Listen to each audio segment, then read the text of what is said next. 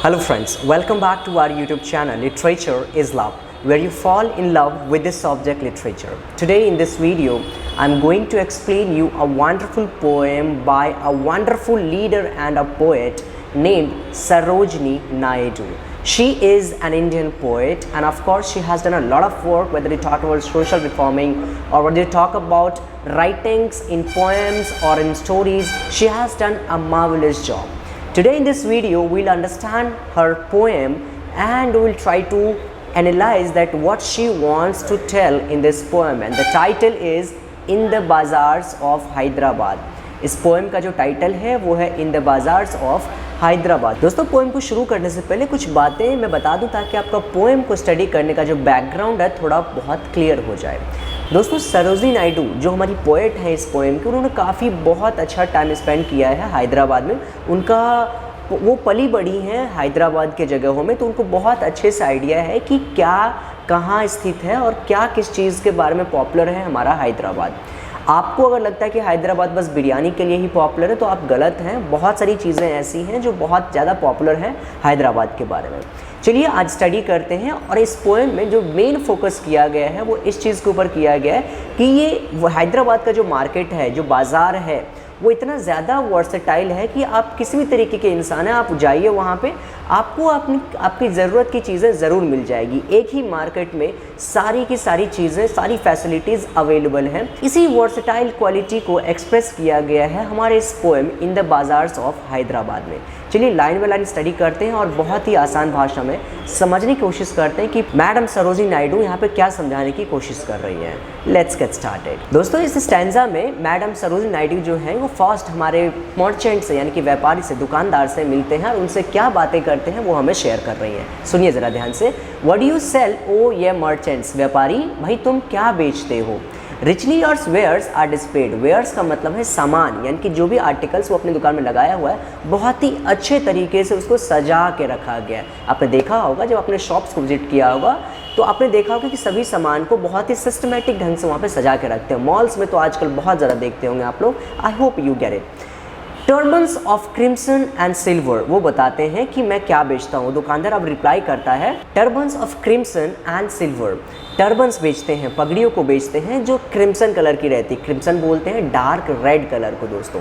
और सिल्वर जो आप समझ रहे हैं, चांदी का जो कलर होता है उस कलर की इन कॉम्बिनेशन के कलर को हम मिला के जो टर्बन्स वो बनाते हैं और वो हम बेचते हैं। Tunics of purple brocade. Tunics बोलते हैं एक लेडी गारमेंट होता है दोस्तों, ये लेडी गारमेंट जो बहुत ही ज़्यादा पहनने में कंफर्ट फील करता है।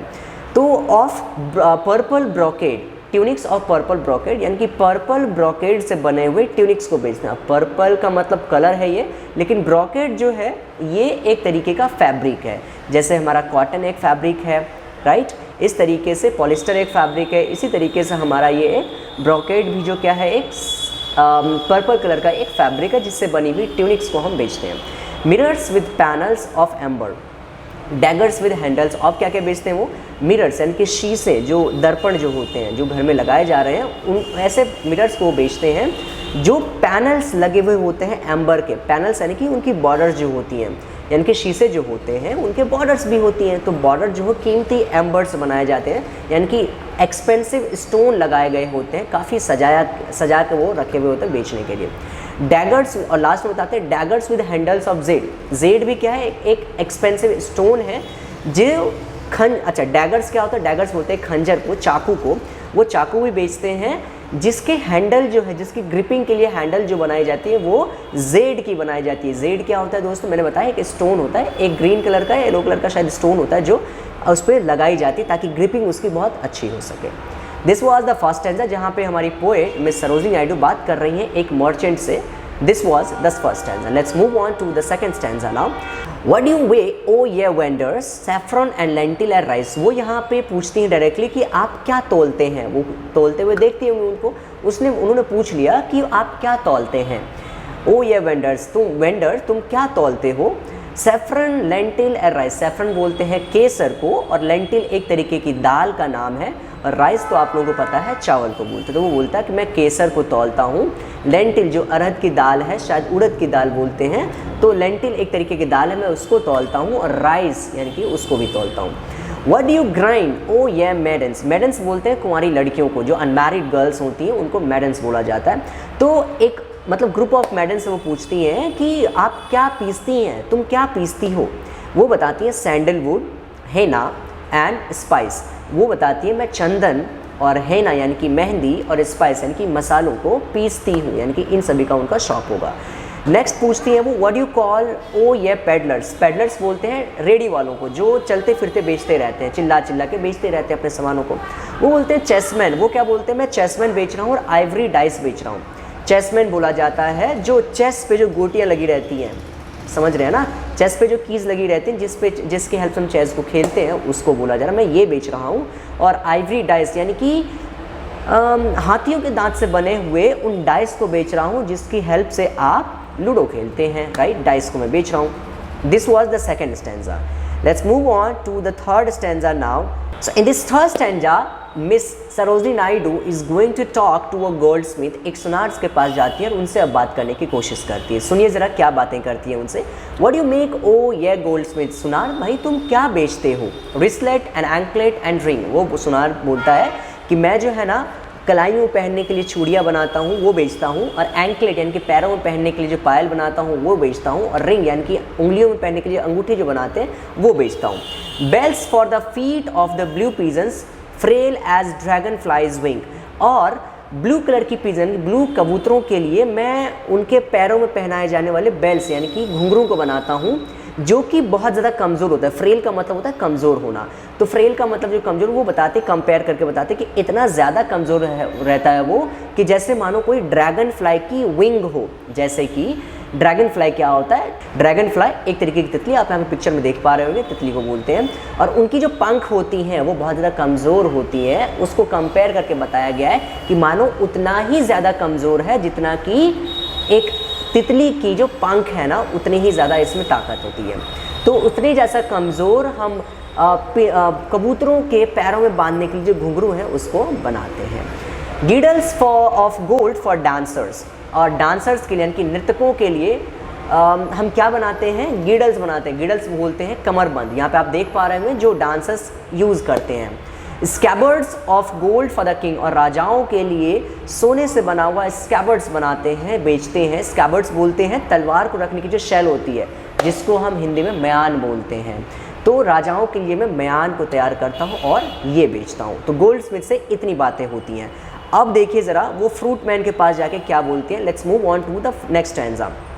What do you cry, O ye fruit man, fruit man बोल रहे हैं फ्रूट सेलर को।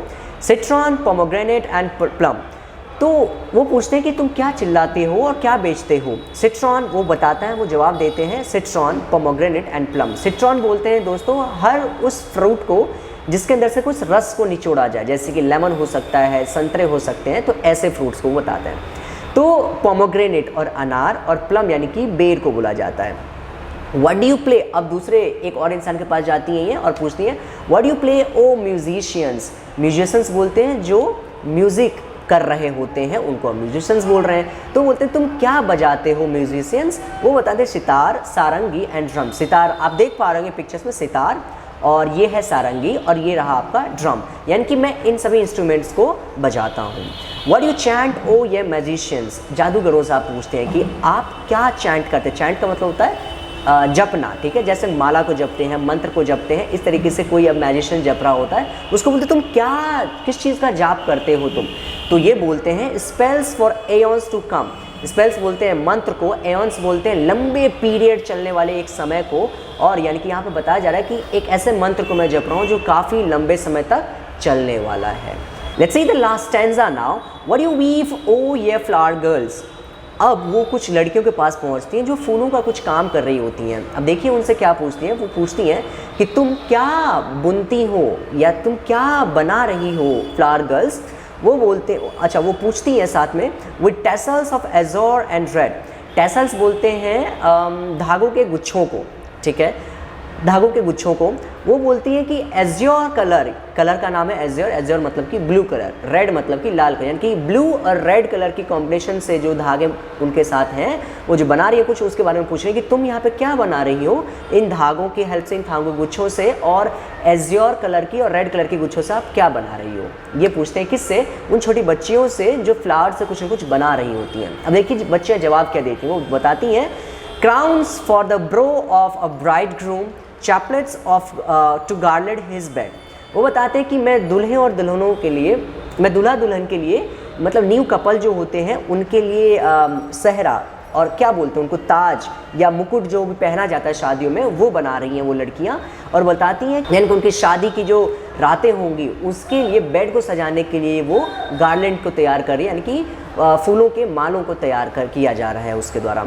शीट्स ऑफ वाइट, अब आगे कुछ और भी बता दें, that's very important. Sheets of white blossoms new gardener to perfume the sleep of the dead. और साथ के साथ वो बताती हैं कि वो उन चादरों को बनाए जाते हैं जो कफन के तौर पे यूज़ भी किया जाता है। तो दोस्तों यहाँ पे आपने देखा कि कितना ज़्यादा वर्सेटाइल है हमारा ये मार्केट हैदराबाद का, ये जो बाज़ार है कितना ज़्यादा वर्सेटाइल है। सरोजिनी नायडू मैम इसमें केवल यही दर्शाने की कोशिश कर रही हैं कि ये जो हमारा मार्केट है हैदराबाद का वो कितना ज़्यादा वर्सेटाइल है, कितना ज़्यादा ये एलिगेंट है, कितना ज़्यादा ब्यूटीफुल है यहाँ का सीन, कि अगर आप किसी भी पर्पज़ से वहाँ पर जाते हैं तो वहाँ पर आपको सारी चीज़ें मिल सकती है जो भी आपको चाहिए। I hope you understand this point. यहाँ पे जो मेन फोकस था हमारा वो वर्सेटाइल चीज़ों को बताने का था कि हैदराबाद या हमारा पूरा इंडिया कितना ज़्यादा वर्सेटाइल है, यहाँ का कल्चर, यहाँ का ट्रेडिशन कितना ज़्यादा वर्सेटाइल है कि दुनिया भर के लोग इस पोएम को पढ़ते हैं और इनकी लिखी गई बहुत सारी बुक्स या बहुत सारी जो पोएम्स राइटिंग्स के जो वर्क्स हैं वो दुनिया भर में प्रचलित हैं और दुनिया भर के लोग इसको पढ़ते भी हैं। I hope you get this point. अब इन सभी लाइनों से हमारी ये पोएम खत्म होती है। मिलते हैं अब आपसे नेक्स्ट क्लास में, तब तक के लिए बाय बाय, टेक केयर।